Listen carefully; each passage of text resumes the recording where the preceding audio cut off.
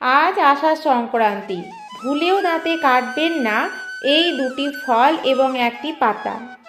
আষাঢ় সংক্রান্তিতে কি খাবেন, কি খাবেন না এবং এই বিশেষ পূর্ণ দিনে কি কি কাজ করবেন সে বিষয়ে জেনে নিন। মনে করা হয় এই বিধি পালন না করলে জীবনে নেমে আসবে ঘোর অমঙ্গল এবং অনাচার। আষাঢ় সংক্রান্তিতে ভুলেও খাবেন না নিম পাতা, কোনো রান্নায় দেবেন না নিম পাতা। এই দিনে নিম পাতা খাওয়া সম্পূর্ণ বর্জনীয়। যদিও এই সময় পাকা তাল পাওয়া যায় না সাধারণত, তাও এই দিনে এই ফল খাবেন না।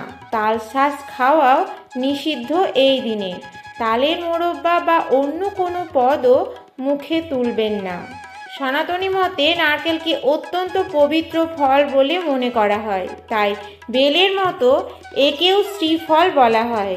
তবে আষাঢ় সংক্রান্তিতে কোনো মতেই এই ফল দাঁতে কাটবেন না।